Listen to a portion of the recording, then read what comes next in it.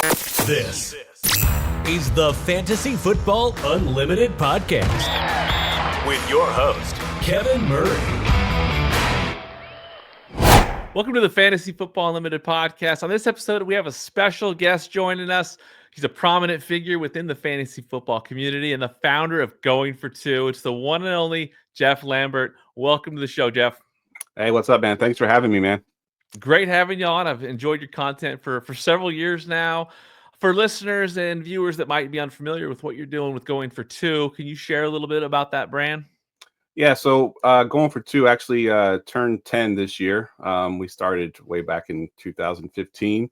And we do a little bit of everything. We kind of started off doing just all fantasy in general. We've kind of narrowed our focus down to just fantasy football.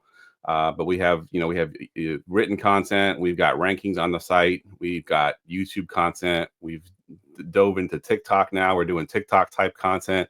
And we're kind of a little bit all over the place, got our hands in everything. So we love doing the off-season stuff. We're doing all the draft stuff now. So and then during the season, we try to be a little bit different with our stuff. We try to be unique in the way we do it. So it's a little bit more unique than everybody else's. But we have fun and we enjoy doing it. All my guys have been around for a while, a couple years each. So it's a lot of fun. I love it. Now, from a consumer perspective, what are your favorite features and shows and that kind of stuff that come out of Going for Two?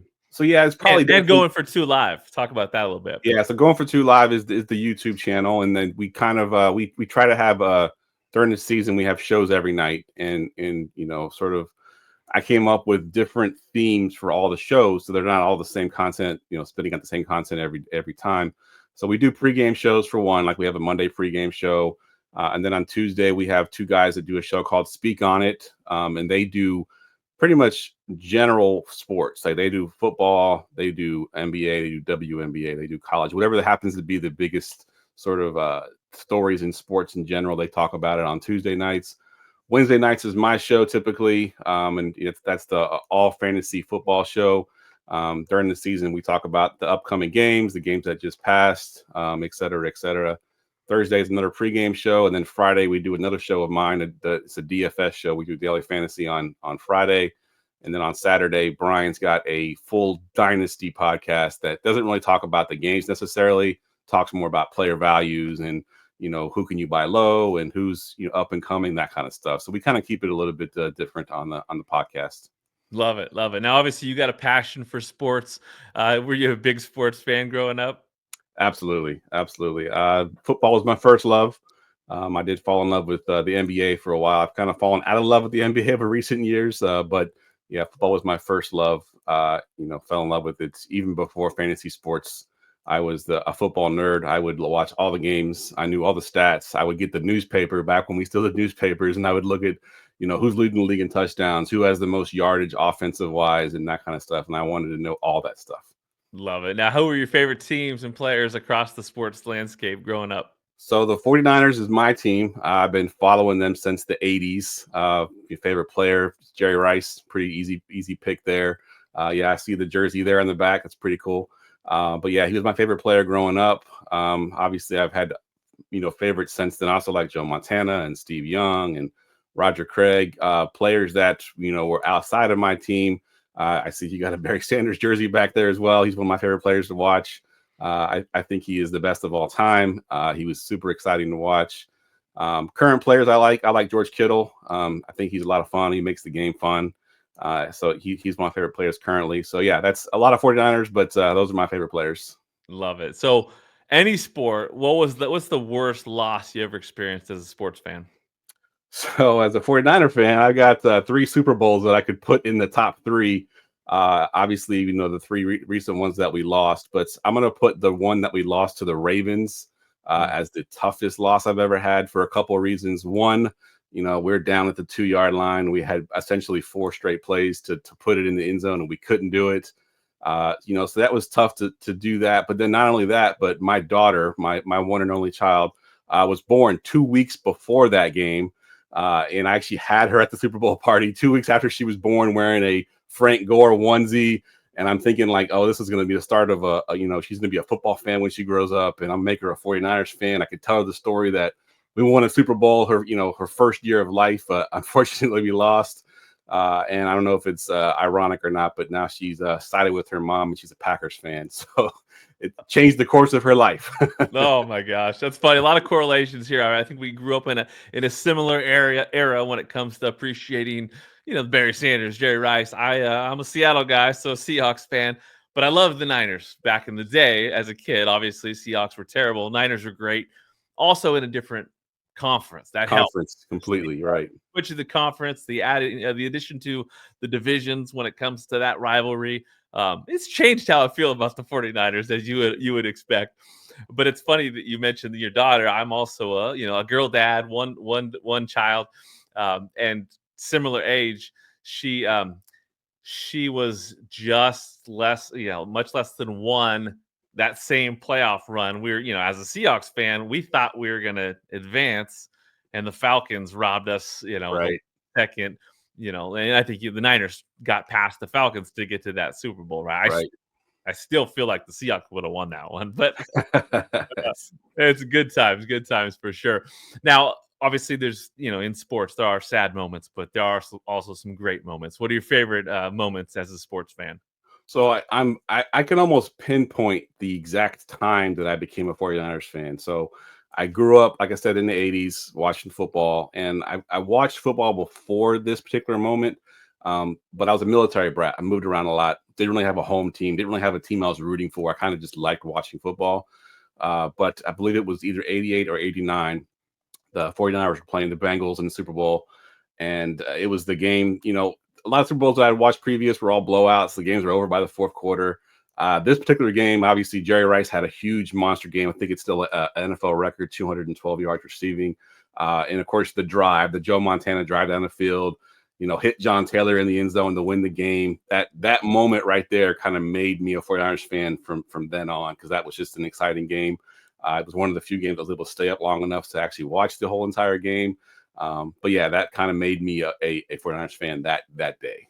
Nice. Yeah, I got chills when you mentioned that, because I remember that John Taylor touchdown. I remember, it was Icky Woods and the Cincinnati Bengals. A lot of hype around that Super Bowl, and definitely a huge one for Montana and the Niners. But yeah, that John Taylor touchdown was incredible. That's awesome. So obviously, when it comes to fantasy, when did you discover fantasy sports and fantasy football? So I go back to, I believe it was 1996. I believe it was like the first year that Yahoo had internet fantasy football. Previous to that, everyone was writing it down. I wasn't involved in the writing it down part and the spreadsheets and all that. So I was the first year that it was on the internet, and I believe it was 96. It might have been 98, but somewhere in the late 90s. A friend of mine just happened to mention it to me. He knew I was a big football fan. He knew I was a big stat nerd. I was always the guy in the group that always knew who was leading the league in touchdowns, and I had all the stats, and so it just fit, with what I love to do already. I used to play back in the day with Nintendo. I'd play Super Tecmo Bowl, which was one of the first games where you can, get stats, and I would want to be leading the league in rushing, and I wanted to lead the league in passing. I tried to, build a whole career on the game. So when it became the fantasy football, that was just the next extension, right? I just wanted to be able to follow stats and be a stat nerd, and just kind of fell in love with it from there. Yeah, I got the same origin, baseball cards and football cards and stats. And you're right, video games were huge. Tecmo, introducing stats. I remember journaling, stats, and trying to keep, Yep. keep up to setting records and everything. I remember playing like Baseball Stars that had stats as well, and it Yep. was huge thing for me. So what hooked you? What was it about fantasy that really got you going initially? So the first 2 years I played fantasy football in this particular league, I won the whole league. So it was kind of cool to like be be a rookie to this and win the league. But it just became like an obsession where it was like I was following the stats. And back then, we didn't have so many like Roto World and Roto Grinder and all these places where you can get information. I literally would have a tab open for every team page, and I would go to the news on each team page, because there wasn't a centralized location for all of this news. And I would always look for the sleepers. Back then, we still had sleepers. Nowadays, everyone, talks about everybody. So there's no real true sleepers. But back then, there were guys that nobody knew that were kind of up and coming. And if you didn't read the team notes, you'd have no idea who they were. So I kind of liked seeking out those guys that nobody knew about. When did you first start to see that there was like analysts and whatnot in the industry that you would, consume some content from? So, like I said, I mentioned that I started on Yahoo, and Matthew Berry, I believe, was with Yahoo back then, and he did the love hate, and he did all that stuff that he still currently does to this day. Um, but he was like kind of the first content creator that I really followed, and I think Brad Evans was another one that came on a little bit later on. I think he was also Yahoo. That also, kind of got started there as well. So yeah, those two guys are the main two content guys that I would read. Nice, nice. Now, when it comes to playing, do you like currently have a primary home league that you have? I do actually, and that league that I was talking about from 1996 is Mm. actually the same league that we're playing to today. We've had some members that have kind of switched in and out. We've converted it now to a dynasty league, so it's no longer redraft. Made a couple other small changes, but it's essentially the same guys that we had way back in 1996. So pretty cool to have that kind of longevity, and it builds rivalries and stuff like that. So it's pretty cool. That's fantastic. Any fun traditions that make that league experience special, or is it just the years and years of doing it together? I mean, it's definitely the years and years of doing it together, and the fact that I've, through the years, have won more championships than all the rest of them. When we decided to go to Dynasty, we were trying to name our trophy. We wanted to figure out what the name was, and the name that won, it won an astounding 11 votes to my one vote. Was anybody but Jeff. That is the name of our trophy. So obviously, I was the one that voted for not to have that name. Everybody else voted to have it. So it's kind of their mantra that they just, as long as anybody wins it and it's not Jeff, we're good to go. That's awesome. So obviously you got 11 rivals there, but who is your biggest rival in play when you play fantasy? So it's probably my longest friend. He has the second most amount of championships. Matter of fact, when we went to the Dynasty, he won the first two championships in Dynasty. So he has that little bit of a bragging right. Because we switched over from Yahoo into Sleeper, we don't have all the history that we used to have. So I can no longer prove that I won championships before we went Dynasty. I've since won back-to-back championships in the Dynasty League as well. So, I have a little bit of bragging rights there. But he's definitely my biggest rival, and he's, one of the guys that is always in the tops of the league every single year.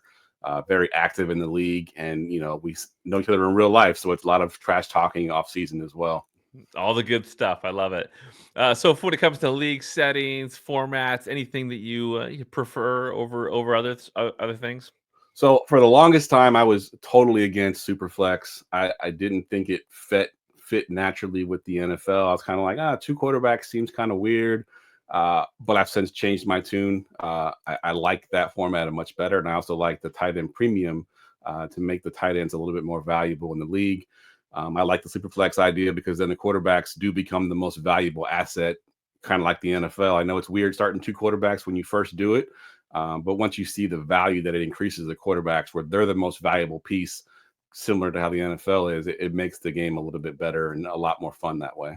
Love it. So when it comes to fantasy, do you have any just great experiences? Maybe like a favorite home league experience over the years?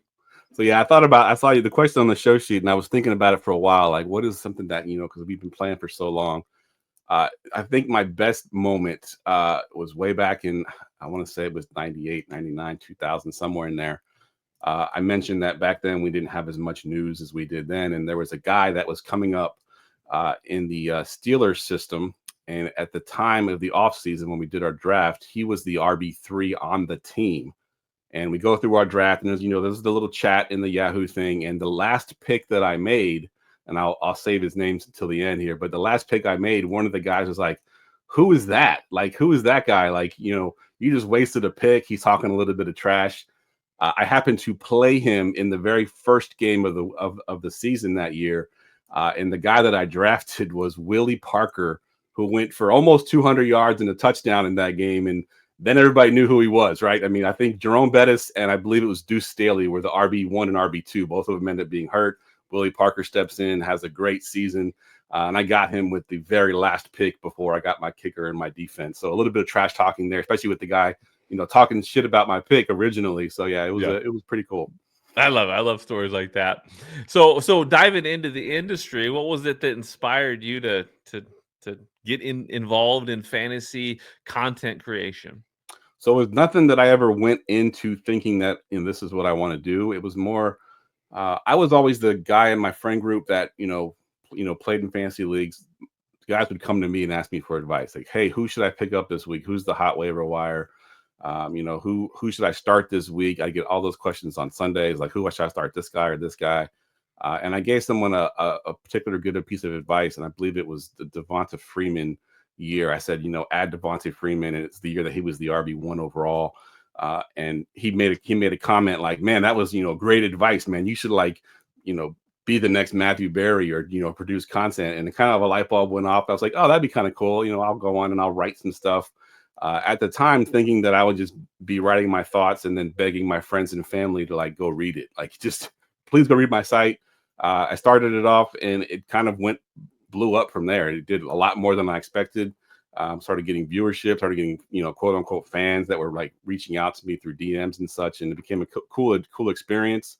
And I just kind of grew it from there. It kind of just fell into it. It just became something that was a hobby that I kind of just continued to grow and grow and grow. And I've been doing that for 10 years. It's crazy. So did you contribute anywhere else before just starting Going for Two? Literally, that was the first thing I ever did, is just start Going for Two. I didn't even know where to start. I literally went to Google and typed in, "How do you start a blog?" And I found a step-by-step directions on how to set up your host and, using WordPress. Didn't know what WordPress was. I just knew that that's what you had to use. So I used WordPress and set up my first website, produced my first article. That's still on the site. Every once in a while, I'll go back and look at it and see just how bad it was back then. I didn't have any featured images. I didn't put images in I didn't know how to do any of that stuff at that time. And obviously now we've kind of grown tremendously since then, but it's pretty cool to still go back and look at that when it first started. That's awesome. Yeah, 10 years later. Congratulations. That's incredible. Thank you. Now, you also done some stuff with Fantasy Pros as a writer, ranker. What's that experience been like for you? Yeah, so they kind of found me. So way back in, it's probably still 2015, 2016, I was also doing DFS content on Going for Two. And as I mentioned at the beginning of the show, we kind of did a little bit of everything. It wasn't just fantasy football. So I was doing NBA DFS content, which in the niche of niches, NBA was really niche back then in 2016. And Fantasy Pros reached out to me like, "Hey, we see you're doing NBA DFS content, and we want to grow our NBA DFS content over on Fantasy Pros. Would you be interested in contributing some content?" So I started from there, creating NBA content for them. And then, kind of got to know the editors a little bit better. And then, I wanted to move into football because that was kind of my first love. Eventually I convinced them to let me, do off-season articles, which I did for a while. And then it just kind of continued to grow from there. Then I became an expert ranker and, all that kind of stuff. So it was pretty cool. And I've been with them since 2016, I believe. So pretty cool experience to be with Fantasy Pros and, especially a site that I used a lot, in fantasy before. They had their mock draft tool and all that. I would use that constantly. So then to be writing for them was pretty cool. That's awesome. So what's been the biggest challenge along your journey in the industry? The biggest challenge, honestly, is balancing life and the fantasy content, right? I mentioned I'm a father. Obviously, I'm a husband. I have a full-time job. So trying to find the time to do all this. And, I've been blessed with a great team. When I first started, it was just me. I was doing literally everything, all the content. I was doing all the designing. I was doing everything. But then I decided to sort of bring people on board like, "Hey, do you want to write? Do you want to help me do this? Help me do this." And some of the guys have come on. Some of the guys have been with me 6, 7, 8 years now, and doing it really on a volunteer basis. I mean, there's not a whole lot of money involved in this industry, but they love doing it just like I love doing it. So they just do it when they can. They kind of balance it around their life, and it's worked out for us. So it's been really good. It's awesome. What's been the most rewarding part of your experience in the fantasy industry? I think getting involved with the Scott Fish Bowl. The first year that I was in there, I had no idea what the Scott Fish Bowl was. I was doing a podcast with my co-host, and after the show, he looked at his phone like, "Oh man, I got into the Scott Fish Bowl." And I was kind of like, "What is the Scott Fish Bowl?" And he kind of told me, and this was very late in the Scott Fish Bowl game where he's still adding people, and I just happened to apply, and I got in. I was surprised. I didn't, so late. I didn't think I'd get in. I got in. Got to see what it was kind of all about. I had never even considered doing, fantasy leagues for charity. So that, became kind of a passion for me. I've since created my own fantasy charity leagues that I do. And then now I'm actually, I run the Washington, D.C. live event for the Scott Fish Bowl. We've done the last 2 seasons. We've had a live event in DC when everybody comes and does their drafts, and that's been a really cool experience. Like I mentioned, we do charity now. It's something that I have a passion about, and it was all created because of the Scott Fish Bowl. That's fantastic. What was your first SFB?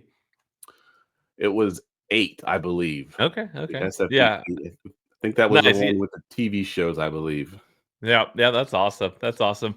I hosted the first live Seattle draft. We haven't done Seattle again since that, but I know what it's like to be involved in those live drafts, and it's such a special event. If anybody out there hasn't been to a live SFB, you got to do it. They're all over the country. They're in other countries these days, right? Yep. So all over the world, and it's such a cool experience. It's fun to go and like realize like there's so many people like close to you that live near you that like you can connect with. So awesome. Congrats on doing, being involved with that. You've obviously had a big influence on a lot of people in the fantasy community over the years. You've been mentioned on this show several times. What advice do you have for people that are aspiring to get more involved in the fantasy sports industry and community?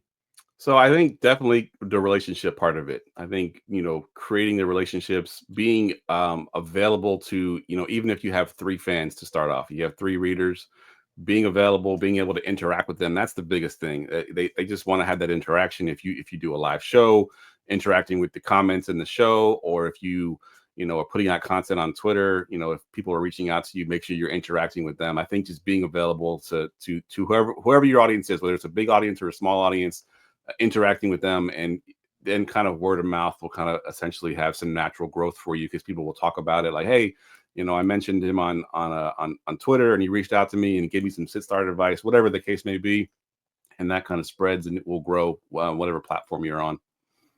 Nice. Now, obviously, the fantasy community has been pretty special to a lot of people. In your case, what are the friendships you've meant to you over the years? It's tremendous, right? I mean, you mentioned that I've been mentioned on your show a couple of times. There's a lot of guys that I've seen that have come through Going for Two that have gone on to bigger and better things. I think like Jeff Bell, he writes for Football Guys now. There's a bunch of other guys that have gone on to other things. So being able to have that, experience where like, hey, my first article was at Going for Two, and now I'm doing whatever. It's been really cool. I've met a few of my writers and podcasters in real life. A couple of them have come to the live events to meet me, which is really cool. It's very weird when I go to those live events and everybody there knows who I am, right? And I'm kind of like, I don't know who they are other than like their Twitter profiles. So it's very cool to be like, hey, that's Jeff, and I'm like, so that's been really cool to me. I've my co-host, one of my co-hosts for my DFS show, lives in Utah. He actually flew out and stayed with me for a weekend, and we went to a football game together. So that was really cool. But just having those like long-term, long-distance friendships that, I would have never had if it wasn't for this great sport that we play. For sure. And I'd say like the Fantasy Football Expo is another event in the industry that's super special when it comes to getting people together, from across the country, coming together and enjoying some football conversations, but much, much more than that. So much deeper. It's definitely an event that I recommend for people to attend for sure. Now, obviously, football brings everybody together. The 2024 season has passed, and all of a sudden we're right into draft season. I know that this is a special time of year for you. When it comes to Going for Two, talk about what you guys are doing for draft content and coverage this season. Yeah, so we have our rookie rankings up on the site now. We've got currently 3 rankers that do it. We've had more than the past. A couple of them get a little bit late start, but currently we have 3 guys that are doing rankings on there. We create a consensus ranking and post that on the website. I'm also putting out graphical profiles of every rookie that could potentially be fantasy relevant. Bullet points. What's good about them, what's bad about them. We give them an overall grade and how we like them. We just started this past Wednesday doing 10-minute or less TikTok style videos of each player. We've done, I think, Travion Henderson and Ted McMillan were the first 2 that we did this past Wednesday. We'll do 2 more this Wednesday. We hope to do a bunch of them before the draft. So we're doing those, keep them short and sweet. I think the content in fantasy football is kind of geared towards the shorter the better, almost like these long form articles don't do quite as well as the short little blurb TikToks or even the short content. So we kind of geared our content towards that. So those are the big things that we're doing right now for the draft and getting ready for the draft. I know it's early, but what prospects are you most excited to see? Across the spectrum. Running back, wide receiver, tight end, quarterback in this draft class. So, I mean, obviously, everybody's talking about Aston Gentis being the clear cut RB1, but and I'm obviously excited about him as well. But an RB that I have probably a little bit higher than most currently is Travion Henderson. I do see, as long as he can get over the injury issues that he's had in college, he could be, the next explosive running back in the NFL. And I do like him a lot. He's also a pass catcher, which is big in fantasy football as well. As far as receivers go, I haven't dove too deep in the receivers. I think Luther Burden is the one that I really kind of stood out to me. I know Ted McMillan is the wide receiver 1 in this class, but Luther Burden I think is a very close second. Another explosive guy. He fits the NFL mold of a receiver these days, which is a little bit smaller, faster guys. He fits that mold as well. At tight end, honestly, I haven't gotten much past the very first guy. Tyler Warren is the only one I've really looked at that much. So, by default, he's the only one that I can put on that list. And then quarterbacks are tough this year. There's none that really stand out. But if I had to pick one, I'd take Cam Ward, who is the QB1 currently, depending on how you feel about Shedeur Sanders. But I do like Cam Ward, and I like the comp that my co-host gave him, and he says he's the NFL version of LaMelo Ball, where he's sort of nonchalant. He just looks like there's literally plays where he's standing flat-footed and throwing the football, almost like he's almost bored in the pocket throwing the football. So he kind of gave him that comp, and I kind of like that about him. I like it. Yeah, lots to dive into the next couple months for sure. And then obviously when everyone finds their landing spot, there's more to dive into because you really can kind of see, project who's going to be impactful, this season. Obviously, when it comes to dynasty, years to come. Travis Hunter is obviously a fascinating story. I sure hope he can find more time playing wide receiver because he sure is dynamic. Agreed. Yeah, I was disappointed when I heard that he was coming out as a cornerback, but I do think that if he goes to a team that can be creative enough, he could play both sides of the ball. Yeah, I think the jury is totally, unsettled right now. I think that we're hearing a lot of noise. It just doesn't make any sense, to be primary cornerback when it comes to at least the money, in the spotlight, right? So I think there's more to come there. I wouldn't be surprised if he spends more time as a wide receiver, but I'm biased and hopeful. Yeah. Let's dive into some rapid fire questions. I'll throw out some questions. Just let me know what first comes to mind. Just allow the audience to get to know you a little bit better. What do you enjoy most about what you're doing in the industry right now? Doing the live content, doing the live shows on Wednesdays and Fridays that we do it. I love the interaction. You get immediate feedback. So that's a lot of fun. Nice. Now, what are your favorite hobbies and activities outside of sports? So my daughter, I mentioned, she's now 12, and I couldn't get her into football, but I did get her into Star Wars. So we watched a Star Wars show pretty much every night before she goes to bed. We've watched all of the animated series, the Clone Wars, Bad Batch. We just finished Rebels. We've watched first season of Andor. We're excited to see the second season of Andor. So she is actually more obsessed with Star Wars than I am. Like, she can name random characters that I don't even know who they are. So it's pretty cool. That's kind of my hobby now, is to just hang out with her and live through her in the Star Wars universe. I love it. You need to connect with Alfredo Brown from Football Guys, because he's a Star Wars guy too. Really? Nice. Now, how about an all-time favorite TV show? Ted Lasso. I know it's probably a recency bias because there's tons and tons of shows that I've liked over the years, but Ted Lasso was one that I didn't want to end. It was really good. Even my wife enjoyed it, even though she originally was kind of like, I don't know, a soccer movie. I don't know if I want to watch this, but she really got into it now. So Ted Lasso is probably my all-time favorite. Great answer. How about all-time favorite movie?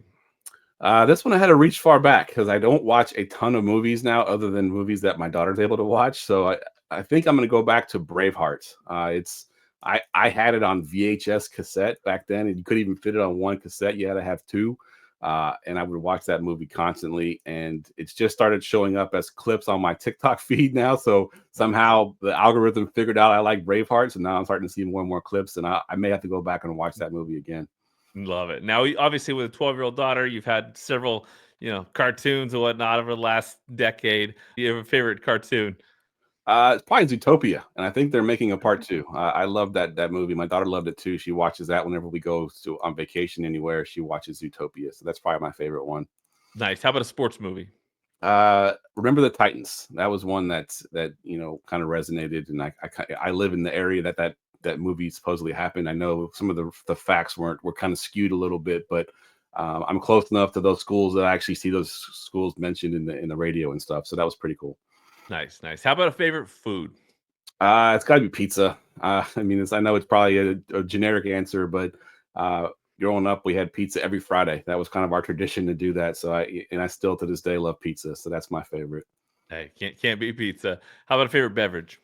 Beverage, we'll go with an adult beverage, and I'm an old fashioned guy. I like the old fashions. I've got actually got some sitting right here next to me. I drink that during my podcast sometimes.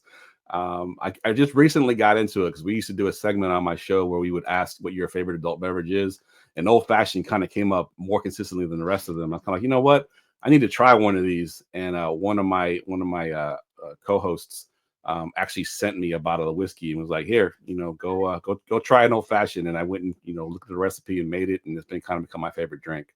I would say the last couple of years, I would say that, the old fashioned is definitely coming up on my rankings as well. It's a great beverage for sure. Absolutely. How about a favorite snack? Favorite snack is probably the Swiss cake roll. I grew up on those little Debbie snacks, and it's not quite as popular as it used to be, but the Swiss cake roll, the tried and true. If my wife ever buys those in the house, I can't keep my hands off of them. So it's the Swiss cake roll for sure. I love it. How about a favorite artist or band? So I had a hard time with this one because I love so much different music, and I go through different moods where I'm into this, and then I'll be into that. But I think I'm going to go with a little, probably one that your audience may not ever heard of, but it's their name is Stick Figure, and they do reggae music, but it's more like California/Hawaiian type reggae music, and I'm really big into the reggae genre, and they're probably my favorite artists in that genre right now. Love it. Now, what's your favorite part of living in Virginia? Favorite part of living in Virginia, I liked having 4 seasons. I think that's it. I don't like the winter, but I love the fall. I love the spring. In my role as a manager, I'm a manager at a large retail company, and I manage the garden center. So springtime is a big time for us. So I think spring in general, but having 4 seasons in Virginia is nice. I know there's places where it can be warm all year round. I don't know if I would like that as much. I do like being able to look forward to the spring, and so yeah, that's kind of my favorite thing. Love it. Now, how about a favorite vacation you've been on?